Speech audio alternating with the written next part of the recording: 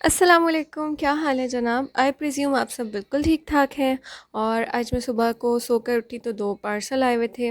और पार्सल्स में क्या है, मिल्क पाउडर है, फुल क्रीम मिल्क पाउडर, और साथ में देसी घी है। इतनी यहाँ पे गर्मी पड़ रही है, हालांकि रोज़ बारिश हो रही है, स्टिल बहुत गर्मी है। बाहर नहीं निकला जाता। बाहर जाने के नाम से जो है मेरी जान जाती है।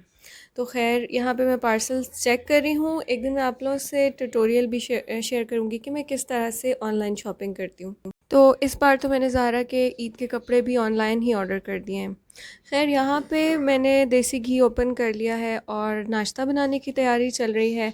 तो अब्दुल्ला ने बहुत दिन से फरमाइश की थी चीज़ टोस्ट्स की, तो यहाँ पे मैं उसके लिए चीज़ टोस्ट्स बेक कर रही हूँ।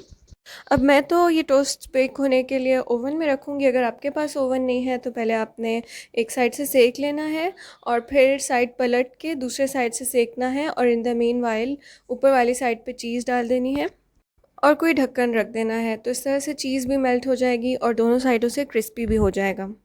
तो ये चीज़ी चीज़ी और क्रंची टोस्ट जो है खाने में बहुत ही अच्छे लगते हैं सुबह नाश्ते में नमकीन नमकीन से। तो यहाँ पे अब मैं पिज़्ज़ा सॉस लगा रही हूँ। अगर आपके पास पिज़्ज़ा सॉस नहीं है तो आप मेयो गार्लिक या फिर सैंडविच स्प्रेड या फिर केचप कुछ भी यूज़ कर सकते हैं। खैर टोस्ट मेरे ओवन में बेक होने जा चुके हैं और हस्बैंड की तबीयत कुछ ठीक नहीं है, तो आज मैंने सोचा कि मैं नाश्ते में मसाला चाय बनाऊँ। तो मसाला चाय में मैंने क्या क्या यूज़ किया है, मैंने 3 कप पानी में यूज़ की है 1 बड़ी दालचीनी और 1 इंच का साइज़ का अदरक और 3 से 4 लौंग। इन सबको पहले अच्छे से बॉईल कर लिया और उसके बाद उसी में पत्ती डाल दी। और फिर बाकी कोई ख़ास मेथड नहीं है, जैसे हम नॉर्मल चाय बनाते हैं। तो अब आजकल का टाइम कुछ ऐसा चल रहा है कि हर घर में किसी ना किसी को ज़ुकाम, बुखार, खांसी और गला ख़राब, और पता नहीं पाकिस्तान तो पाकिस्तान, मलेशिया में भी वायरल बहुत ज़्यादा फैला हुआ है।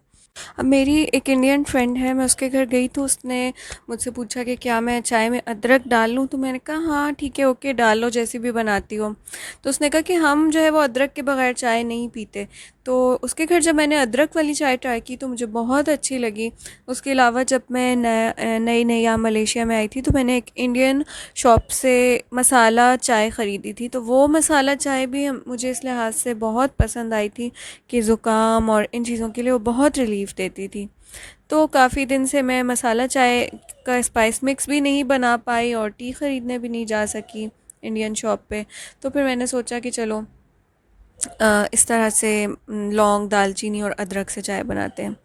खैर हस्बैंड की चाय में जो शानदा भी शामिल हो चुका है और यहाँ पे मैंने उनकी मेडिसिन सारी इकट्ठे कर दी हैं। और जितनी देर में मैंने चाय बनाई तो मेरे चीज़ टोस्ट्स भी रेडी हो चुके हैं। और कल मैंने अपनी फ्रेंड के लिए चॉकलेट ऑरेंज लोफ़ बेक किया था। उसकी रेसिपी मैं रिकॉर्ड नहीं कर पाई थी, पर वो भी थोड़ा सा बचा हुआ था, तो वो भी मैंने साथ ही ब्रेकफास्ट में सर्व कर दिया था। अब कुछ दिन पहले मेरी एक फ्रेंड से बात हो रही थी तो उसने कहा यार तुम ऐसी कोई रेसिपीज़ क्यों नहीं शेयर करती हो कि जो बुखार में, ज़ुकाम में, इस तरह की चीज़ों में बनाई जाती हैं। तो मैंने कहा कि चलो ठीक है, गुड आइडिया यार, इस बार ऐसी रेसिपीज़ भी रिकॉर्ड कर लूँगी। ये बनाते तो सब हैं, आई थिंक शेयर कोई नहीं करता। तो जो लड़कियां हॉस्टल में रहती हैं या जो पेरेंट्स से दूर हैं, चलो वो अगर यूट्यूब खोलेंगी तो उनके लिए शायद इन रेसिपीज़ में कुछ हो। तो आज हम बना रहे हैं सोबात, और साथ में मैं एक ड्रिंक बनाऊंगी जो कि बहुत ही ज़्यादा न्यूट्रिशियस है, रमज़ान के लिए भी बहुत अच्छा है। अस्सलाम वालेकुम, क्या हाल है जनाब। आई प्रिज्यूम आप सब बिल्कुल ठीक ठाक हैं।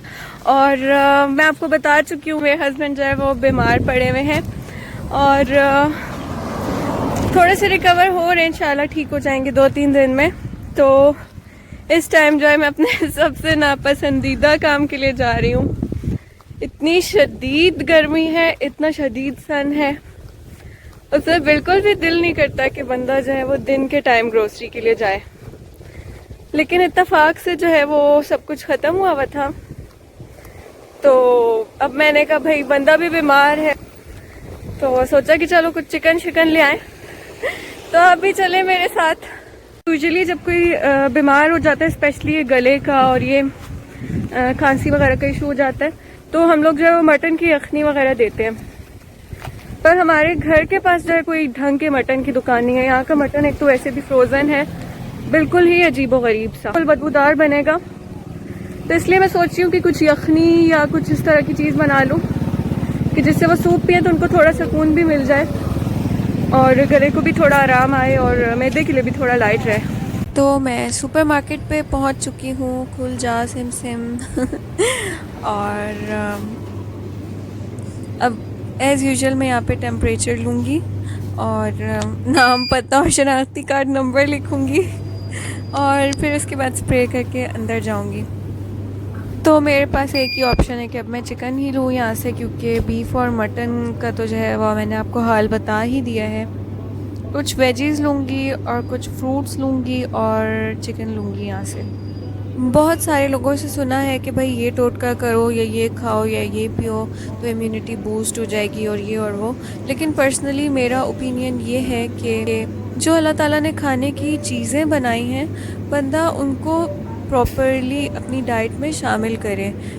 अक्सर मैं नोटिस करती हूँ इवन अपना भी कि हमारा ज़्यादातर फोकस जो है वो रोटी सालन पे ही होता है, चावल पे या ज़्यादा सैलड, लेकिन बाकी जो कुछ मतलब हम कुछ ही चीज़ें पसंद करते हैं और वही खाते आते हैं, लेकिन जो दूसरी चीज़ें होती हैं उसे हम इग्नोर कर देते हैं या कह देते हैं कि हमें ये पसंद नहीं है या ये या वो। तो मैं कहती हूँ कि ऐसा नहीं करना चाहिए। अल्लाह ताला ने जितनी भी चीज़ें हलाल की हैं और जितनी भी हम अफोर्ड कर सकते हैं, जितनी हमारी पहुंच में है, उनमें हमें ज़्यादा से ज़्यादा वैरायटी जो है एंजॉय करनी चाहिए, क्योंकि अल्लाह ताला ने हर चीज़ के फ़ायदे रखे हैं और जो एक चीज़ की न्यूट्रिशन है वो दूसरी की नहीं है, जो दूसरी की है वो तीसरी की नहीं है। मतलब ये कि हर चीज़ जो है वो न्यूट्रिशन से भरपूर है और हमें कोशिश ये करनी चाहिए कि जो हम एक मील लें, जैसे कि हम पाकिस्तानी जो है वो स्नैक्स ज़्यादा प्रेफर नहीं करते हैं, हम बिग मील्स लेते हैं। तो हम जो भी मील लें उसके अंदर हम वैरायटी ऑफ पोर्शंस इंक्लूड करें, सब्जियां, फ्रूट, गोश्त, दही, मुर्गी, मछली, डिफ़रेंट डिफ़रेंट चीज़ें। तो ख़ैर यहाँ पे मैंने चिकन के पीस करवा लिए हैं और थोड़ी सी चिकन बोनलेस उठा ली है और इंशाल्लाह एक दो दिन में जैसे ही हस्बैंड ठीक होंगे तो हम जाएंगे मटन और बीफ ये सब लेकर आ जाएंगे, तो इन चिकन से और वेज से मेरे एक दो दिन का गुजारा हो जाएगा। और यहाँ पे फ्रूट्स जो है वो इस तरह से कटे हुए मिलते हैं, तो मुझे इनकी हेल्दी रूटीन्स जो है बहुत अच्छे लगते हैं। लोग फ्रूट्स बाय करके खा लेते हैं और जूसेस जो है वो आपको हर शॉप पे, हर होटल पे मिल जाते हैं, और नहीं तो नींबू पानी तो मस्ट है, हर बंदा ऑर्डर करता है और कोल्ड ड्रिंक्स को इतना प्रेफर नहीं किया जाता। तो ये सभी तो चीज़ें हैं जो हमें हेल्दी रखने में हमारी हेल्प करेंगी। ख़ैर अब जो है वो मैं दूसरे स्टोर पे आ चुकी हूँ और यहाँ से भी मैं अपना ग्रोसरी कार्ट जो है वो भर चुकी हूँ। और साथ में अगर बंदा फ्रूट काट के दे तो आई थिंक इतने सारे फ्रूट एक वक्त में नहीं खाए जाते, तो उसके लिए मैं ड्रिंक्स या डिज़र्ट कुछ बनाऊंगी। सादे काटें तो बंदा एक वक्त में एक ही फ्रूट यूजुअली खा रहा होता है। आप लोग ज़रूर मेंशन कीजिएगा कि आपकी रमज़ान प्रेप्स जो है कहाँ कहाँ पे पहुँची और क्या चल रहा है आजकल। खैर घर आ चुकी हूँ, चिकन धो ली है और 2 खाने के चम्मच भर के मैंने देगची में ले लिया है देसी घी, और 2 से 3 खाने के चम्मच भर के मैंने ले लिया है ऑयल।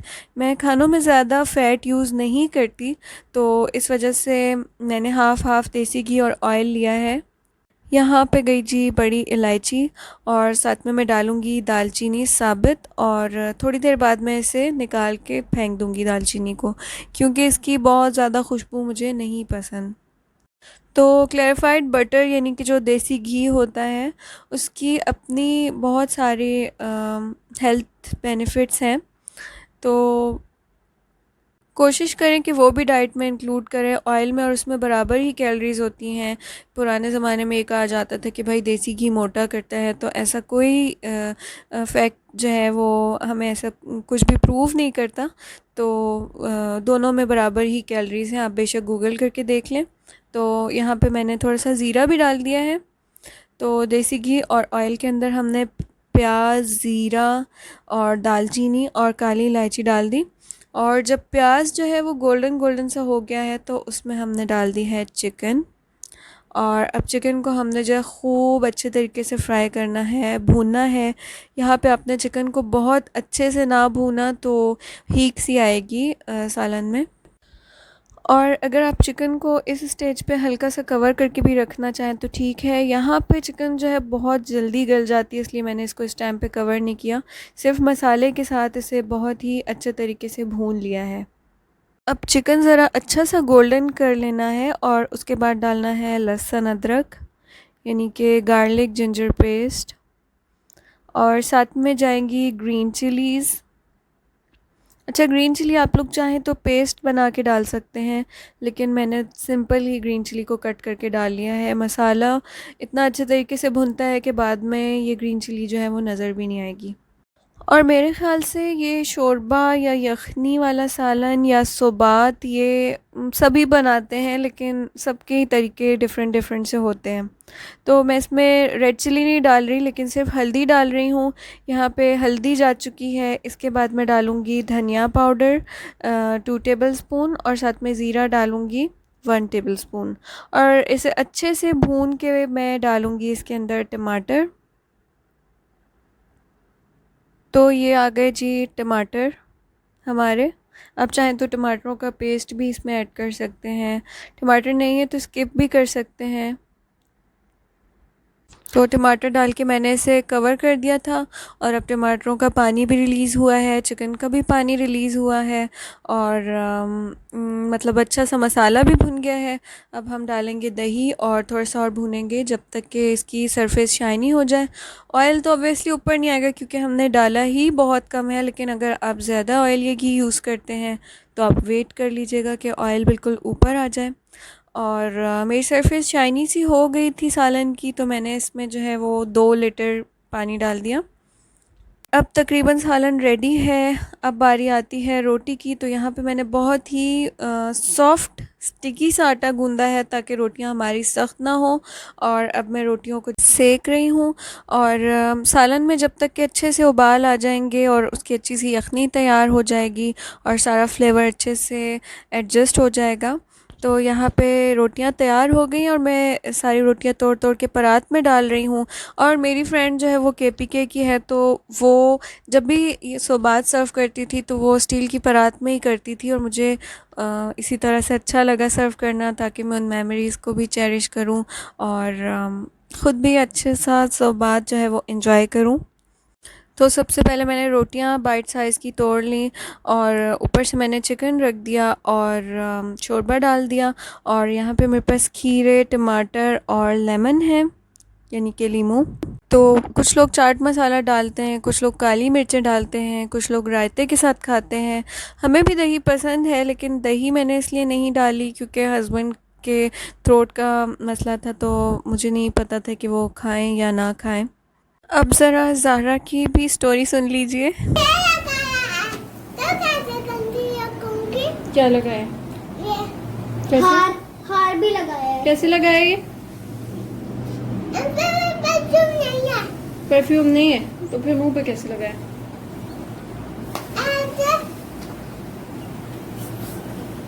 तो यहाँ पे पुराने परफ्यूम की बॉटल से मेकअप फिक्सिंग स्प्रे बना के अपना खेलने में लगी हुई थी।